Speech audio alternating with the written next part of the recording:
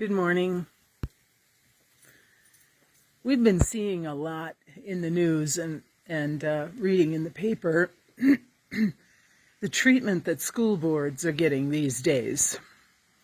If it's not masks, it's matters of curriculum that have long been debunked as being used in primary and secondary schools. That these matters of curriculum are largely relegated to undergrad and graduate studies in college when people's minds are more formed.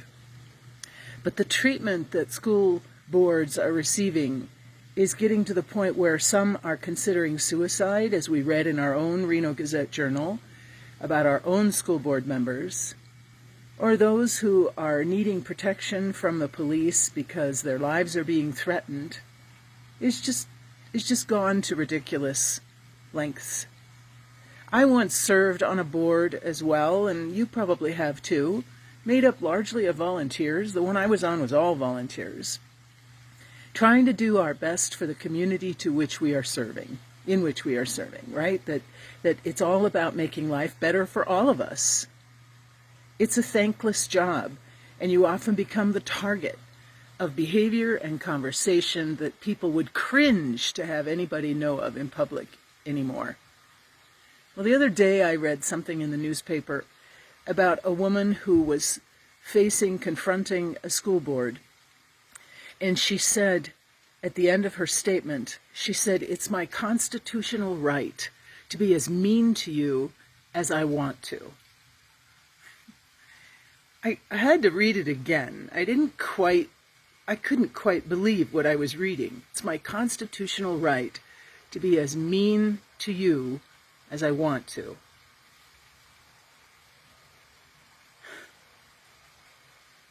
It's really important, I think, in our lives, and all of us have lost our temper and spoken out of turn in our lives.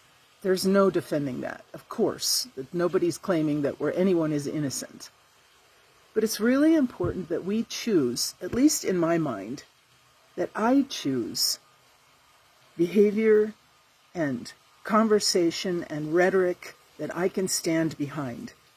Not just that I agree with, because I wouldn't be saying it otherwise, but also that I can stand behind it at my final judgment, at the time when love looks at me and looks at my life with me and says, "Could you have kind of responded there differently, Monique? Could there have been another response?" Standing behind what I choose to say, living it. We have to be so careful. If we carry toxicity in ourselves and we wave it like a sword in front of us when we engage with others, ultimately, as it says in Scripture, you will die by the sword. We end up being skewered by our own behavior, our own thought process.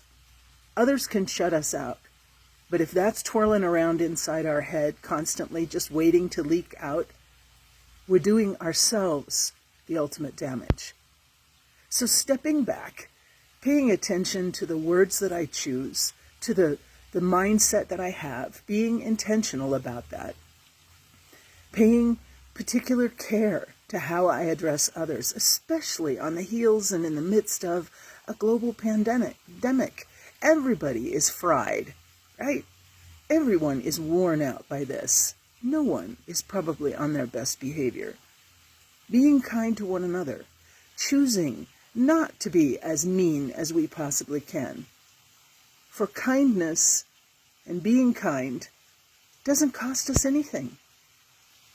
Taking time to pause before we say that unkind word, greeting someone with a smile, holding someone else in our prayers and letting them know, being our kindest best self. That's truly something that we can stand behind. And yes, it wears thin at times, but that's when we go get a walk, right?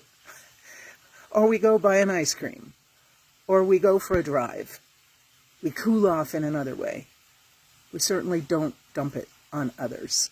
So instead of exerting your constitutional right to be as mean as you want to others, flip it on the other side and see, yes, it's my calling as a believer, as one who belongs to the family of God, who is made in the image of the divine, to bring light and goodness and kindness into the world, where perhaps it won't exist otherwise. Go be a light.